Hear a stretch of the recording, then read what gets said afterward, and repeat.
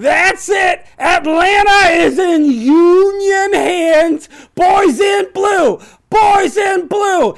And as a celebratory gift, the Confederates on their way out burned a bunch of shit and lit a bunch of ammunition on fire, and that might be a fire we have to put out for next week. But this week, we've got Atlanta. We've got Atlanta.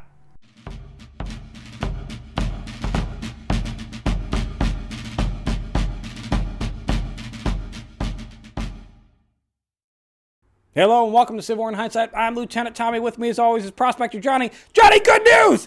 We get Atlanta! We get Atlanta! Atlanta is ours! Let's go! There's only one siege left, Johnny. There's like one. We got Grant around Petersburg. That's going to be the end of it. Once that falls, it's got to be over. Okay, so we're not over yet. It's not. But we got Atlanta. But we got Hot Atlanta. Hot Atlanta. Well, and I'm going to get that nickname becomes kind of a thing. What do you mean? Let's get there, Johnny. It's like Johnny, temperature. it's the end of the week. It's sunny and hot. You're jumping. Right? It gets warm. You're jumping in the future. We got to reel that back. I'm not jumping anywhere, Tommy. It's hot in Atlanta. Have you ever been down Atlanta? It is hot. It's hot. It is warm It's hot. city. It's hot in Indiana. Right now. Yeah. All week long. Perfect, beautiful 75. Come sit out here to record. 95 degrees. Fuck you. That's what we got right now. Yeah, we got fake fall. We got fake fall. We get that up north. And now we're back into full blown. To hell with you, second summer. Another week of summer, and then real fall will settle in. I doubt it. Oh, and then October will come and Fall fuck 3. you again because we're getting another 90 degree week, Yeah. and then followed by snow. Yeah. And then 80 degrees after that in November for reasons. Sure, in December. Yeah. All right, John, let's get into it. This week opens up on the 26th with Sherman's troop underneath Schofield, massing at East Point, Georgia, beginning to seal up the final entry and exit line for Hood into and out of Atlanta. And Early decides to assault against Sheridan. He says, look, try that last week. Didn't work out last week. I'm going to go ahead and give up, and I'm going to go back to the valley, and we're just going to call it good.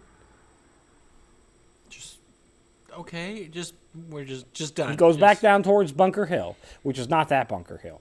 It's a different Bunker Hill. We went over that weeks ago. About how we need to name things more. It's really getting old. It's bad. It is, yeah. And this from a dude from Versailles, Indiana. Versailles. Johnny, the 27th, Sherman's forces moved towards Jonesboro to cut Hood's last rail lines into Atlanta. And Johnny, there's a skirmish, and I'm only mentioning this skirmish because of the name. It's Nutter's Hill. The boys found themselves in a sticky situation up on Nutter's Hill, didn't they? Was it? Was it? Anyway, hey, side question: How much? If I was going to destroy a railroad, right, into a subway, I don't think you need to destroy that much. Like, how much do I got to take out? Like, right, a 1 foot section is going to cause that train to derail, you would think. So just. It would seem so. Or, I mean, at minimum, like, if you take out 10 feet. If you take out a tie, like if you take out one railroad tie, right, I think you're good. Yeah, I think that fucks it up. That's going to be enough. Like, you don't got to do much. Like, because I remember in the future where people were saying, hey, you can't put pennies on the rail lines because that'll derail a train. Oh, yeah, 100% it'll derail a train. I think that was probably a lie. I think it was one of the many lies that our parents told us so we wouldn't go play on the railroad tracks. Because I put so many pennies on train tracks, never once had a... In the future. Yes. In the future, yeah. You will. You will have put... Yes. Did you really? Did you get them back? You yeah. When I lived in Ohio, there was a rail line right behind our house. I was always too scared because I didn't want to, cause the death of a bunch of people. No, like there was a legit train track right behind our house, maybe like 400 or 500 yards, half a mile behind our house. I can't remember. It was you could see the train tracks, and then we would go out there and we would put pennies and quarters and all kinds of shit on there, and we also would pull up the rail tie, like not the ties, but the spikes. We would pull up those and take them as souvenirs. Don't do that. We might have killed people in hindsight. If ever there was a crash anywhere near where you were. Urbana, Ohio. I was always too scared to do any of that. Yeah, we did all that. Because my parents told me horror stories. I even Also, do you remember a thing where people were trying to? Sorry, cut this out. No, people were trying to like lay down on train. And to have tracks. the train go over them. Why are you doing that? Yeah. How dumb are you?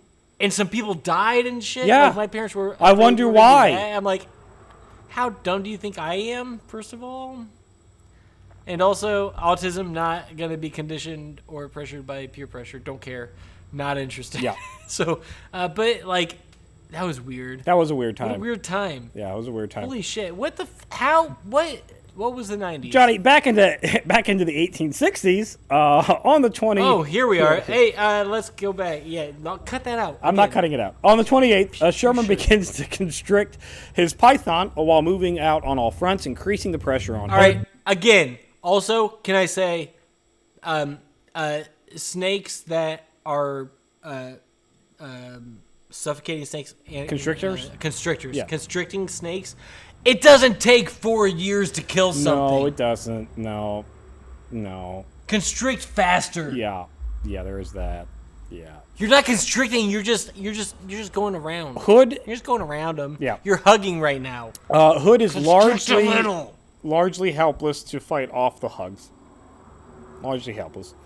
Out in Fort Sumter, Johnny, Federals float a... So you know how we've been bombarding Fort Sumter off and on for the entirety of this year, right? There's not much left of it. Well, we haven't, but it's Federal been has. getting... Yeah. They think that the way to knock down the last wall is to pack a bunch of explosives on a raft, float that up next to that wall, and then detonate it. Well, there's a wall left. Yeah, we do that, and we're still trying to knock it down. We do that, and it didn't work. We do that, and it didn't work. Why? What's the point? This war has gotten to become a circus, Johnny. We're just like at this point, anything idea, throw it at the wall, see if it sticks. Doesn't matter. But okay, so all right, so all right? Here's a better question. If we knock down that wall, what does it matter? Nothing. What's the best end result? The wall gets and then we take a rubble pile. I don't know. Fort Sumter is 1,000% useless at this point, as what it is. Useless. Means nothing. Who cares if there's 10 dudes buried up underneath that rubble? Fuck it. You can't... Turn it into a museum already. Yes, do that. Do it now. Don't wait 100 years. Or 10, 20, 40 years. On the 29th, Johnny, we're going to see Confederates underneath Sterling Price moving out of Arkansas, towards Missouri. Arkansas, out towards Missouri. Can I tell you, I almost missed one on my state's capital quiz in 5th grade because I read Arkansas as Arkansas and I couldn't see it a different way, and I was wondering what the hell the capital of Arkansas could It is Arkansas. Be. Like, that's the stupid... We should stop calling it Arkansas. It is Arkansas. Johnny, their goal is to try to take back Missouri. Good luck to you, Mr. Sterling Price. You're not going to do that. Sherman continues to move on Jonesboro with a torpedo that's going to explode in Mobile Bay, killing 5 and injuring 9. Apparently, when we took Mobile Bay, we forgot to find all the torpedoes. That was a little parting gift the Confederates gave us. Major General McClellan's is named the front runner for the DNC, for the Democratic National Convention. They're going to nominate McClellan. Good luck with that fucking piece of shit. He ain't going to ever make a decision on anything. Ever. Maybe that's what they want. Maybe that's the goal. Yeah. On the 30th, Sherman is going to sever one of the last 2 rail lines into Atlanta, destroying that one. Hood is going to attempt to counter late in the day, sending Claiborne to attack Sherman's flank at Jonesboro. But Sherman's troops were spread out, and they were more than Claiborne could handle, and Claiborne tucks his tail back in, his little Irish tail, and he goes back into Atlanta to drink some Irish tea. Do they have tea in Ireland? Sure. Irish coffee. Probably. And Irish whiskey. Hey, Lieutenant. By this time, England's pretty much gone around the world. They have. And spread tea everywhere. Everywhere has tea. Yeah. Once they discovered it in India, In China. like a couple hundred years ago, they're like, oh, well, everybody needs this, and so they just fucking took it everywhere. Which, the brown swamp water, like, what is with you guys? Like, it's gross. It's weird. It's weird. It is, you are boiling plants. It's grass. And then sucking down the juice. That's it's not weird. it's not any better. But then we got coffee, which is just like I've had bean soup but without the beans.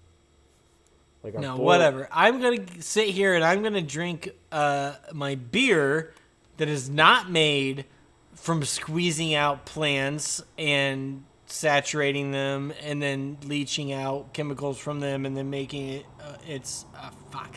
But we get it fermented, Johnny. I'm going to drink my alcoholic tea.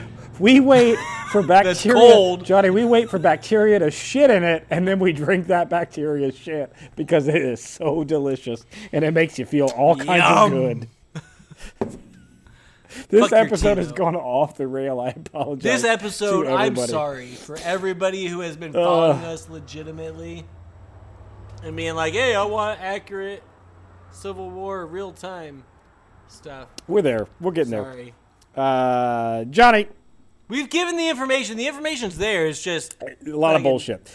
Also on the 30th, Democrats announced that their platform is essentially the war experiment isn't working. It's time to negotiate peace and bring the union back into fold. On the 31st, they selected... I'm sorry. Wait. Back up. It's time to negotiate peace and bring the union back in fold. It's oxymoronic bullshit talk. Could you explain the purpose of this war to me, Lieutenant Tommy, please? The southern states, like the institution of slavery, as made clear in their declarations of immediate secession, what they are specifically wanting is the constitutional protection of slavery in the current states that it exists, and then the expansion of slavery into future states. Sure. Yeah. Great. And what are we trying to do as the North? Bring the union back and stop. Bring as a whole. Have one, as one nation. Okay. Yeah. Okay. And then what was the thing that just happened? They want to end the war, negotiate peace, and bring the union back into fold. Is that not what the war is being fought over? Yeah. So they're just saying, oh, we would like to end the war. Yeah. No shit! Yeah. Yeah, Welcome to the fucking table, pal. We've been doing this for 4 years. Yeah. Fuck's sake. Johnny, on the 31st, the Democratic National Convention selects McClellan as their presidential nominee. Good luck again with that guy. He doesn't make decisions. Yeah, power to you, but not a great track really record. Nothing better. Nobody better. Nope. He's a war hero, Johnny. McClellan? Also on the 31st, there's the Battle of Jonesboro with Hardee and two of Hood's corps attacking Sherman's entrenched positions of Howard's Army of the Tennessee. And once again, Hood's headlong attacks it didn't work the first time. Didn't work the second time. Third time's Didn't work the third time, Johnny. Nope. Maybe the fourth time's a charm. Maybe. And it does not. It doesn't. Fuck. Nope, doesn't work. The federal... Well, we have now entered insanity territory. Johnny, we lost... He is clearly insane. We lost only 170 killed and wounded total. That's it. That's our total casualties. 170 casualties? Not 170 killed. 170 killed casualties? and wounded and missing. Total casualties 170. Yep. The Confederates lost... all right. This is one of the few times that I'm going to be like, yeah, that's not that much. That's not that much. Confederates are going to lose... I mean, still. Hood's forces are going to lose 1,725. That's what they report. That's what they report, too, by the way. That's tenfold. That is 10 times. Yeah. Not a great attempt to break out there. This night, Sherman is going to order Slocum to enter Atlanta, if at all possible, while Macon Railroad is being destroyed. Hood intercepts that message and is like, oh, shit, I'm about ready to be invaded, and I have to try to, secure my lines out of there. And Johnny, on the 1st of September, with Confederates surrounded and having only one little tiny narrow escape path, they go, fuck Atlanta, and they leave Atlanta for the North. Atlanta's in Union hands. Atlanta's in Union hands. Last major city in Union hands. We only got Petersburg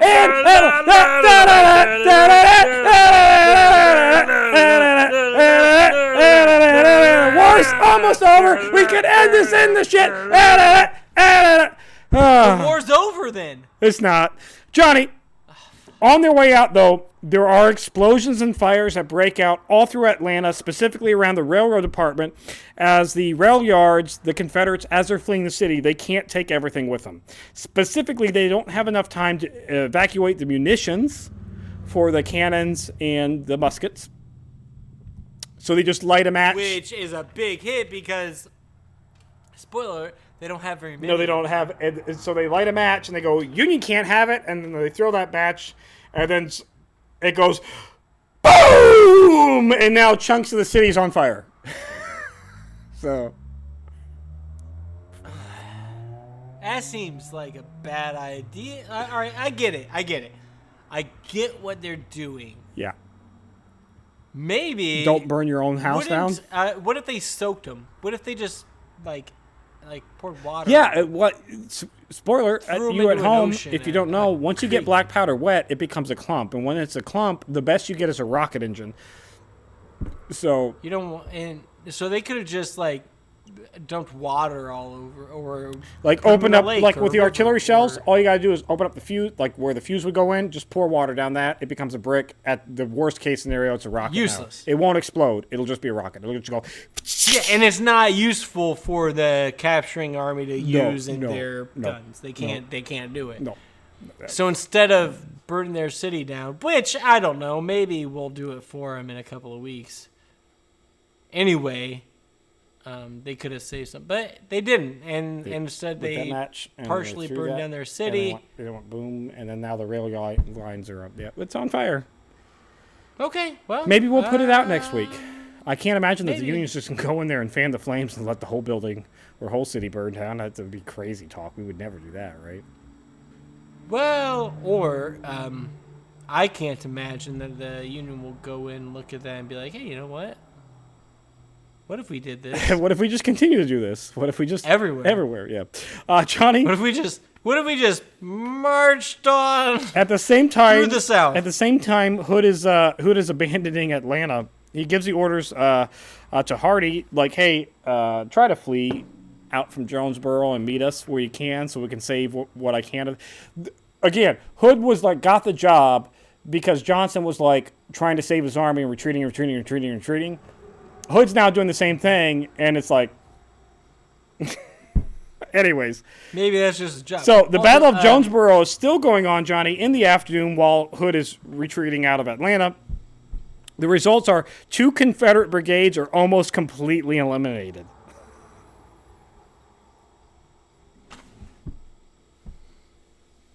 Losses for the Confederacy is unrecorded for the Jonesboro battle, but the retreat from Jonesboro and the retreat from Atlanta has an estimated of at least 3,400 casualties. That's at the minimum of a force of around, I think it was 20,000. So that's not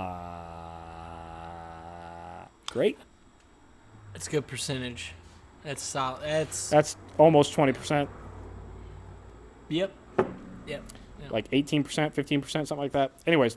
I don't know. Through the night, Johnny, Hardee's going to flee and meet up with Hood at Lovejoy Station. That is all I've got for this week. Thank you for bearing with us. It's hot. We were thirsty. We've been drinking. I do apologize for this episode, but I'm not going to edit a single lick of it. Oh, you should. Enjoy it. Fuck. That's it for this week in Civil War in Hindsight. If you enjoy drunken lectures from 2 dudes who have no kind of credentials to be doing this, check out Historic Hindsight. We do more than just the Civil War. We talk about whiskey rebellions. Got to go back in the old catalog for that. We talk about how we went to war over eggs in California. You thought California was a shit show now. Imagine it during the gold rush. Way worse.